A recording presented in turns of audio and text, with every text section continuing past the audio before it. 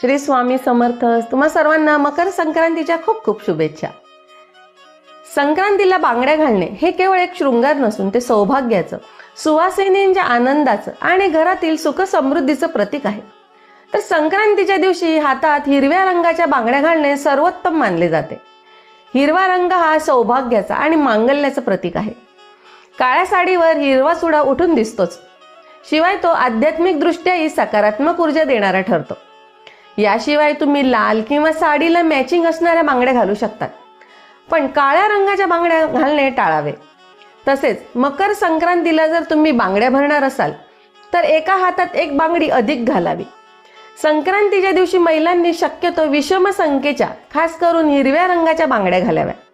जर एका हातात 6 असतील तर दुसऱ्या हातामध्ये 7 बांगड्या घालणे खूप शुभ मानले जाते. स्त्रियांच्या असं विषम संख्येमुळे स्त्रियांच्या शरीरातील शक्ती तत्व जागृत होतं आणि सौभाग्याची वृद्धी होते. तर संक्रांती हा सुवासिनींसाठी आनंदाचा सण असून या दिवशी हिरव्या आणि विषम संख्येच्या बांगड्या घालणे हे सौभाग्य वाढवते.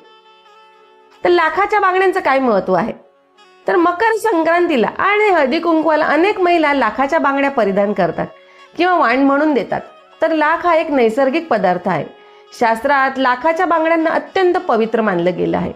असं मानलं जातं की या बांगड्या घातल्याने स्त्रीच्या पतीचे आयुष्य वाढते आणि आयुर्वेदिक दृष्टिकोनातून लाख त्वचेच्या संपर्कात आल्यास शरीरातील उष्णता कमी होण्यास खूप मदत होते. लाखाच्या बांगड्या घरातील नकारात्मक ऊर्जा शोषून घेतात आणि सुवासिनीचे वाईट नजरेपासून रक्षण पण करतात. महाराष्ट्रात लग्न झालेल्या नवीन सुनेला पहिल्या संक्रांतीला लाखाचे दागिने किंवा बांगड्या देण्याची आजही प्रथा आहे आणि ही प्रथा खूप मोठ्या अभिमानाने पाळली जाते. थोडक्यात सांगायचे तर लाखाच्या बांगड्या केवळ एक दागिना नसून त्या भारतीय संस्कृती आणि परंपरेचा एक अविभाज्य भाग आहे. श्री स्वामी समर्थ.